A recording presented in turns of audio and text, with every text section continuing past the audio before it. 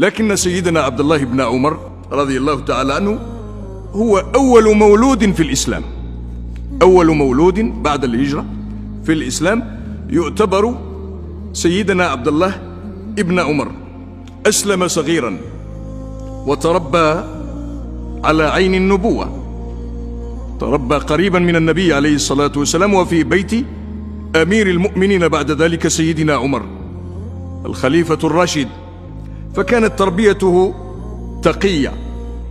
لذلك قال النبي عليه الصلاة والسلام يوما وهو يراه شابا يافعا يقول: هذا رجل صالح.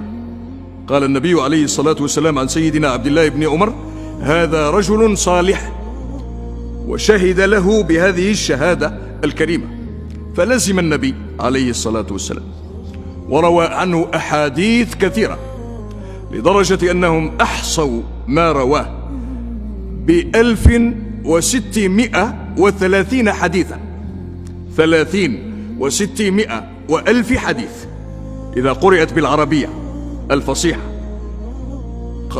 كان قد روى هذا العدد الكبير جدا، حتى أن سيدنا عبد الله بن مسعود رضي الله تعالى عنه قال عنه: إنه متفرغ للعلم، وإنه من أملك المؤمنين لنفسه عن الدنيا. كان سيدنا عبد الله بن عمر من الزاهدين المبتعدين عن الدنيا وبهرجها، ولعله لما مات سيدنا عمر ابن الخطاب جعله أمينا على الخلافة، بحيث أنه أعطاه أسماء الستة لما طعن سيدنا عمر ابن الخطاب وكان ولده، وقيل له: لماذا لا توليه وتوصي له؟ قال: كفى آل الخطاب أن يتحمل عبئها واحد منهم.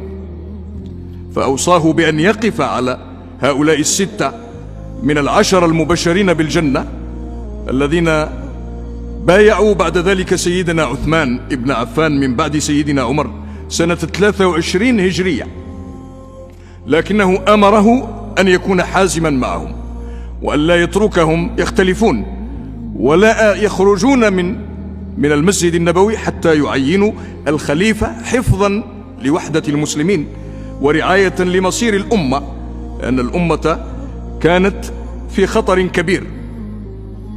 ولعل سيدنا عمر ما راعى بنوته وهو يطبق عليه الشريعة يوم أن أشرف على واد قرب المدينة فيه مئات من الجمال، وقد اكتنزت لحمة وملئت شحمة، فلما رآها تتماوج وتتهادى قال لهم: لمن هذه؟ قالوا: إنها لعبد الله بن عمر ولدك. قال لهم سيدنا عمر: ردوها لبيت المال، لولا أن عبد الله ابن عمر ما سمنت إبله بهذه الصورة. وقد عبر عنها شاعر الحديث فقال في العمرية: وما وقى ابنك عبد الله أينقه لما اطلعت عليها في مراعيها، فقلت ما كان عبد الله يطعمها لو لم يكن ولدي أو كان يسقيها. رأيتها وهي تمضي في مراعيها سارحة مثل القصور قد اهتزت أعاليها، فقلت ما كان عبد الله يطعمها لو لم يكن ولدي أو كان يسقيها. قد استغاث بجاهي في تجارته وبات باسم أبي حفص ينميها. ردوا النياق لبيت المال، إن له حق الزيادة فيها قبل شاريها. فردها إلى بيت المال. وقال العلماء إن القرابة من عمر كانت أزمة كبيرة لكل قريب من عمر رضي الله تعالى عنه، فكان يحاسب أقرباءه وأبناءه وذويه أكثر مما يحاسب الناس الآخرين.